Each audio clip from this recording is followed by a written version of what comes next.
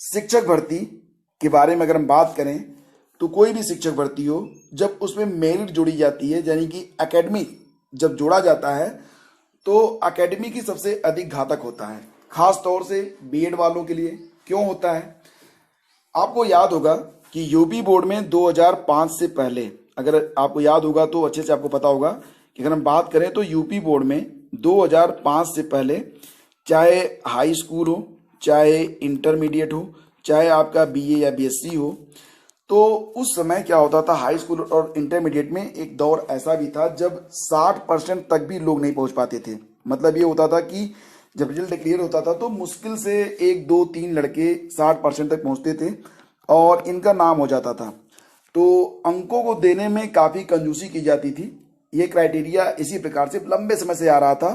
तो मतलब कि जो बुद्धिमान लोग थे, ऐसा नहीं था कि ये लोग बुद्धिमान नहीं थे, नहीं बुद्धिमान थे, लेकिन अंक जो मिलते थे वो काफ़ी कम मिलते थे। फिर समय आता है 2005 के बाद का, उसके बाद यूपी बोर्ड में भी सीबीएसई के पैटर्न पर कॉपियों का मूल्यांकन शुरू हुआ और उदारता के साथ अंक देने शुरू कर दिए गए।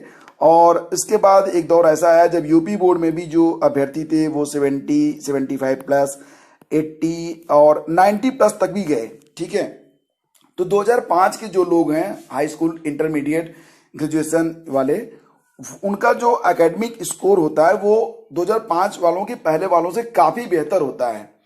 और यहाँ पर जब एकेडमिक भी किसी प्रतियोगी परीक्षा में जोड़ा जाता है तो 2005 वाले जो होते हैं वो एकेडमिक में उनका जो अंक होता है वो इतना कम होता है कि वो ऑलरेडी पिछड़ जाते हैं। ठीक है, और इसको मेंटेन करने का कोई भी मतलब फार्मूला भी यहाँ पर प्रयोग में नहीं लाया जाता है।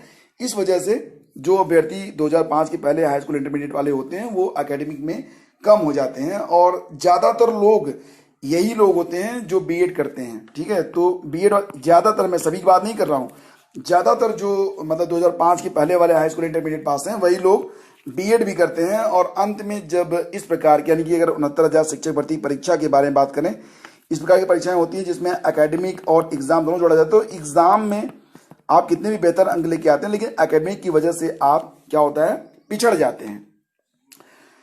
तो ये एक बड़ी वजह बनती है जिसकी वजह से जो अभ्यर्थी होते हैं वो एक्चुअली में जो मतलब 2005 के पहले वाले यूपी बोर्ड वाले होते हैं उनकी जो मेरिट होती है वो डाउन हो जाती है। ठीक है, और वहीं पर अगर हम बात करें डीएलएड के बारे में, तो फ्रेंड्स डीएलएड के बारे में अगर हम बात कर लें तो डीएलएड में जो प्रवेश होता है, जो डीएलएड में एडमिशन होता है, तो वो मेरिट के आधार पर ही होता है, ये आप जानते होंगे, और वो भी एकेडमिक मेरिट के आधार पर। यानी कि अगर आपका हाई स्कूल, इंटरमीडिएट और ग्रेजुएशन का जो स्कोर है, एकेडमिक स्कोर है, वो काफ़ी अच्छा नहीं होगा तो आप डीएलएड कर ही नहीं पाएंगे। इसका मतलब ये हुआ कि डीएलएड का जो एकेडमिक स्कोर है वो काफ़ी अच्छा होता है। और इसी के साथ जो शिक्षा मित्र होते हैं, अब बात करते हैं शिक्षा मित्रों के बारे में।